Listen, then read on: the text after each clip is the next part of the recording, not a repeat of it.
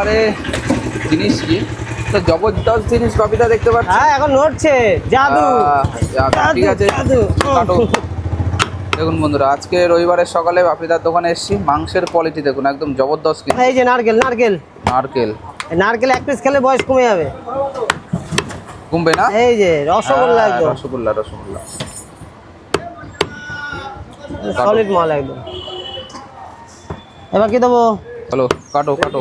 দেখুন মোটা দিলাম তো, একটুখানি হালকা থাক পেটি, দেখুন তাহলে ভালো হবে, মিক্সড হয়ে যাবে।